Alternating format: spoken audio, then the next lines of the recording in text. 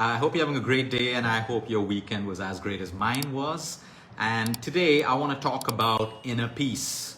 When you talk about inner peace, everyone thinks you need to be highly religious, spiritual, all of that stuff, whatever it is. But I'm going to teach you 3 ways today how to build your inner peace. Now, why do you need inner peace? Because your strength comes from your inner peace. Your strength doesn't come from just lifting weights in the gym, exercising and eating more protein. Yes, you can go strong, you can grow strong, but your strength comes from your inner peace. It's as simple as that. You can have tough men and tough women with muscular bodies, but weak inside, emotionally destroyed, emotionally unstable. And you can have people who may not look as strong on the outside, but they are calm, they are peaceful, they are strong, they have managed to conquer their mind and their emotions. So you see, sometimes looks can be deceptive, and in most cases, looks are deceptive. They say never judge a book by its cover, go inside. And that's why we look at building our inner peace. Your strength is your inner peace. Today, when you think about the things that you're most scared of, whether it's death, whether it's the fear of losing someone, whether it's not achieving something in your career, losing your health, whatever it is, okay, it is only your inner peace that can bring you clarity. It is only your inner peace that can reduce your anxiety. It is only your inner peace that helps you get through. A lot of people use alcohol, drugs, cigarettes, over socializing, over shopping to get through. They keep numbing all of their voids. They keep filling it with the wrong stuff. I have nothing against your alcohol, socializing, going out and shopping, but when you find it's becoming excessive and a habit and it's only growing more and more, again, you need to start looking inside at your own inner peace. So like I said, any difficulty in life you will get through dependent on your inner peace. So like I said, your strength is your inner peace. Now, how do we build it? Number 1, 3 ways. There are many ways, but we're going to talk about 3 ways today. Meditation. If you cannot meditate, that's okay. All right, meditation can be overrated many times. It makes people feel that they're inadequate because they can't sit. They try to silence their mind. They try to silence your thoughts. Impossible to do because you've understood meditation wrong. If you can't meditate, reflect. Equally powerful is reflection. When you can think back, when you can close your eyes and reflect on your day, when you can reflect on emotions that don't make you feel good, when you can reflect on emotions that make you feel good. Reflection teaches us about ourselves, the things that we do, the things that we shouldn't do, the things that people said that made us feel bad. It teaches us so much, and through reflection we grow. By reflecting, we look within. We develop our own inner strength because we're becoming more and more aware of us. So much better than people who just try to meditate for peace. They try to cut out all the thoughts and they're peaceful for 1 hour, and after 1 hour they open their eyes and they're back in reality. So that's fine too. But if you cannot meditate, reflect. To build inner peace, you need to connect within. To connect within, it happens when you meditate, when you sit in silence, when you close your eyes and you go into deep reflection. Let's say something isn't going well in your life right now. Close your eyes, reflect on it.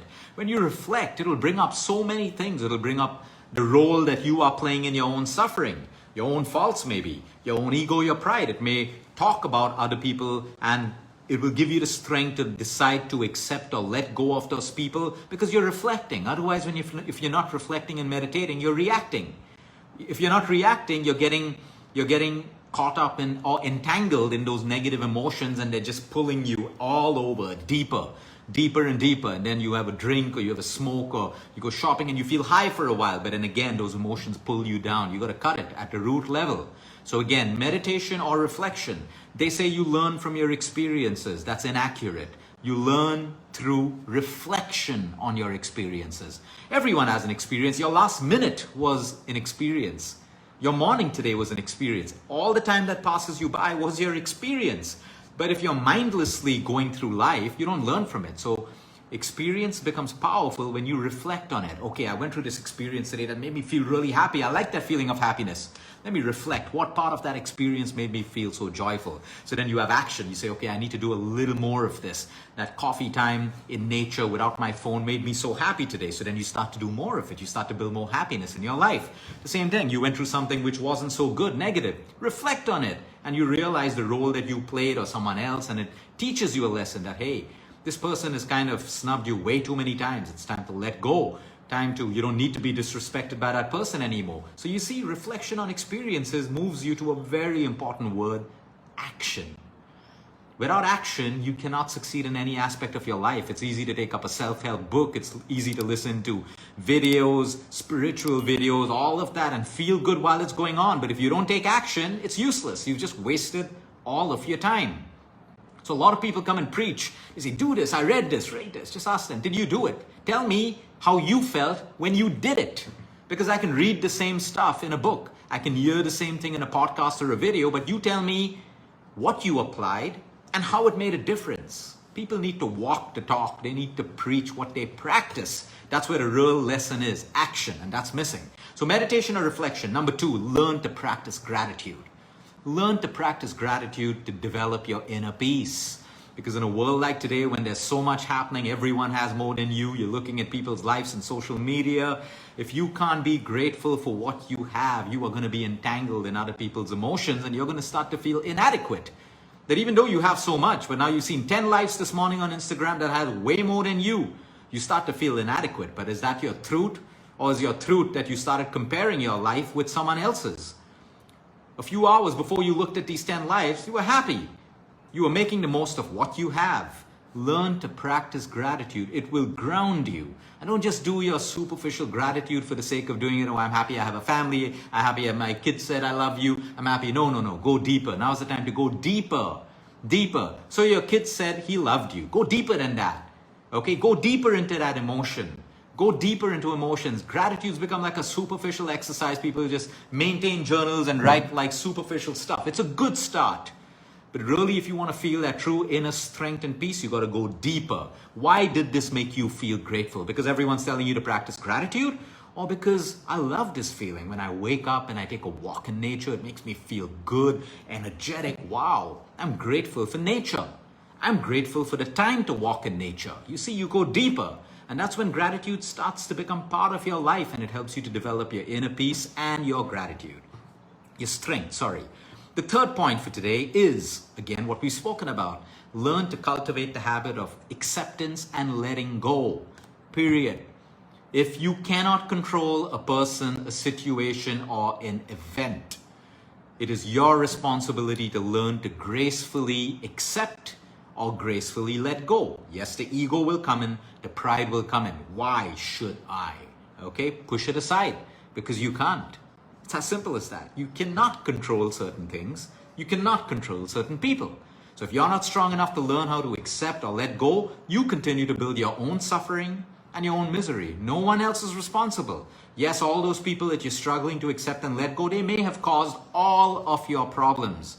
Oh, you're right, they are wrong. Let's accept that. Still, it's your responsible now to use grace.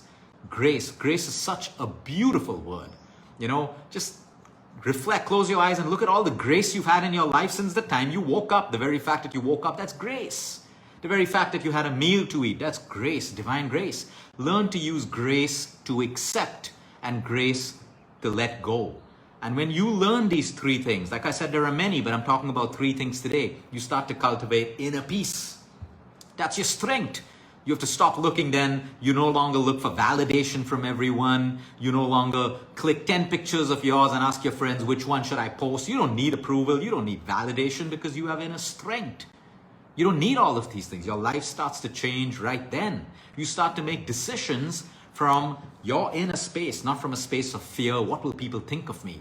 Oh, will this person do it this way? Will I be judged? No, your inner peace and your inner strength will make you make the right decisions. And that's why we need to. Otherwise, you're just a social media puppet. You're a puppet to the news. You're a puppet to other people's opinions. And you get pulled in all directions. Yes, we can learn. We can be mentored. We can look at what everyone's doing. You can learn from other people's mistakes, but never get entangled. Look within. Finally, what does your gut instinct tell you that is right for you? Is this diet going to be right for me? Does it make me happy, or am I psychologically deprived and sad? That decision only you can make from inside. No one can make that. Not a nutritionist, not a doctor. No one else can make that decision for you. If you're in love, you can take opinions from people, all of that, and be more confused. But what is your heart telling you? Continue in the relationship or not? Take help, take mentoring, take counseling. But finally, you have to make that decision. You can only make the right decision if You have inner peace and inner strength. So before we end, I'll put that in your head once more. Your strength is your inner peace. Have a great week. Have a great week, everyone. Until next time, eat smart, move more, sleep right, and breathe deep. And why should we develop inner peace and strength? Because it's all about you care. You need to start caring about you. You care is all about you. Have a great one.